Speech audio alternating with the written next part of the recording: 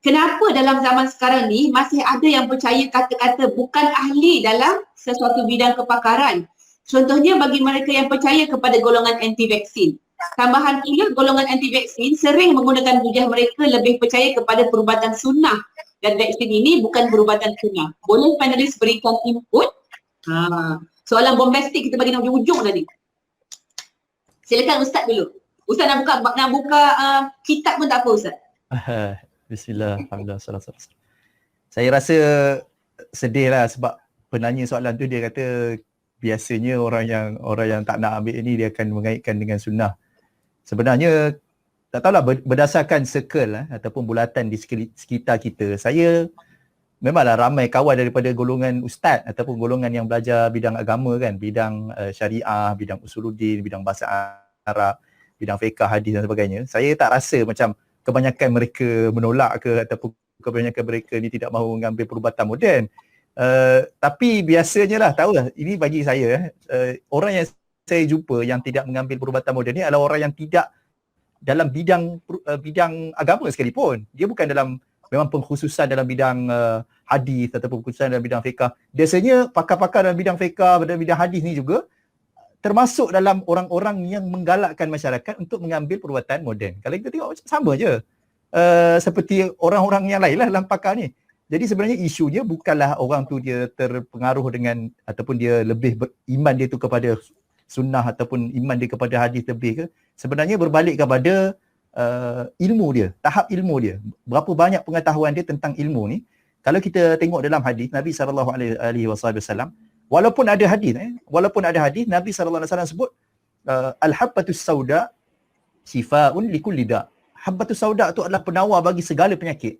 Tapi dalam hayat Nabi SAW sendiri, bila dia sakit, dia taklah macam mana habbatus sauda buat mai? Ataupun Nabi SAW, bila ada sahabat sakit datang jumpa Nabi, Rasulullah aku sakit, apa yang ambil habbatus sauda, itu kan dah cakap tak ada. Maksudnya hadis yang Nabi SAW sebut tu bukan literally maksud semua penyakit. Tapi nak katakan orang yang memahami ilmu hadis, orang yang belajar ilmu hadis pun tak faham macam tu. Orang tak belajar ilmu hadis pun tak faham macam tu. Nabi memang telah lah kan, Nabi memang dia pengkhususan hadis pun tak faham kata habbatus sauda adalah penawar semua penyakit. Tetapi yang saya dapati orang yang kata macam tu adalah orang-orang yang baru nak mengenal hadis, baru nak mengenal cara perubatan yang didakwa sebagai sunnah tu semua. Dan dalam masyarakat Nabi, walaupun selalu kita dengar kan, di Madinah tidak ada doktor lah, doktor Yahudi datang Madinah zaman Rasulullah ni, doktor Yahudi datang Madinah tak ada orang sakit. Tak tepat tu. Ada seorang sahabat Nabi perempuan. Nama dia pun kebetulan, nama dia Syifa. Dia adalah seorang doktor di zaman Rasulullah SAW. Rasulullah pernah menggunakan khidmat dia dalam peperangan. Begitu juga Rasulullah meneruskan khidmat dia tu walaupun di luar waktu peperangan, waktu aman, di dalam Madinah. Maksudnya adalah doktor dan bukanlah doktor tu macam akan gunakan segala yang Rasulullah bagi tahu dia je. Tak, dia apa yang dia tahulah mengenai ilmu dia lah kan. Kalau dia kata ini ubat dia, itulah ubat dia kan. Kalau dia kata ini penawar dia, itulah penawar dia.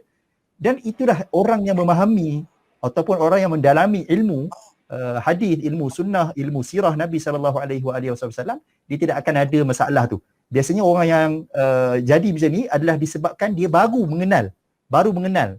Hatta sampai istilah pun, kalau saya katakan apakah maksud pakaian sunnah ni, memang akan jadi kontroversi lah kan. Tapi sebenarnya benda ni dah bukan saya seorang baru pertama kali cakap, dah ramai orang kata pakaian sunnah tu bukanlah bermaksud mesti pakai jubah. Bukan, Nabi SAW tak dalam sepanjang hayat dia tak sentiasa pakai jubah pun.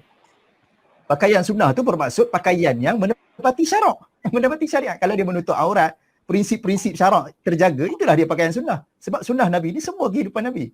Tapi sama juga dalam perubatan sunnah tu bukan bermaksud kita pergi cari madu, kita pergi mencari habbatus sauda, pergi mencari benda-benda yang pernah ada dalam Quran. Bukan. Tapi perubatan sunnah adalah bila meletakkan sesuatu pada ahlinya. Itulah dia yang Nabi SAW sebut dalam satu hadis yang sahih.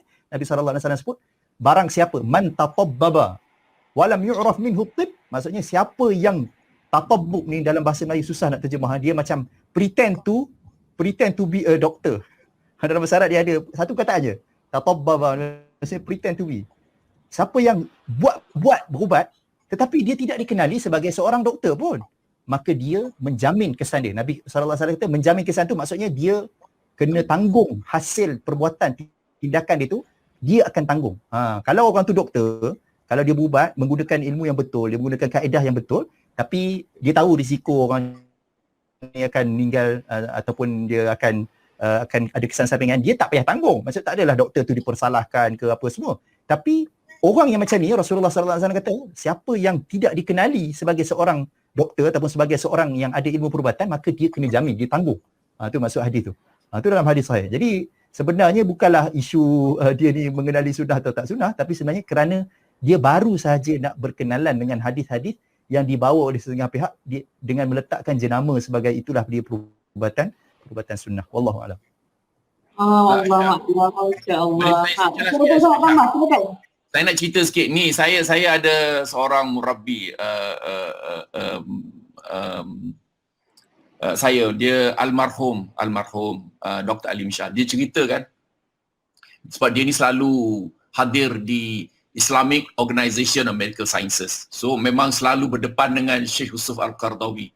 Dia kata Sheikh Yusuf Al-Qaradawi, bila dia cakap kan, di antara kesukaan dan kemanisan saya ialah apabila saya duduk dengan doktor-doktor ni kan, sebab saya nak keluarkan fatwa ni. Wah, bila saya dengar penerangan daripada Dr. Ali Mish'al, daripada doktor-doktor pakar perubatan, mudah saya nak buat fatwa. Masya Allah. Jadi inilah konsep fas'alu ala zikr. Ya, kalau kamu tidak mengetahui, kamu bertanya kepada mereka-mereka yang ahlinya. Jadi dalam bab perubatan, Syekh Yusuf Al-Qaradawi, dia seronok dia bila dekat Kuwait tu dia duduk dengan doktor-doktor.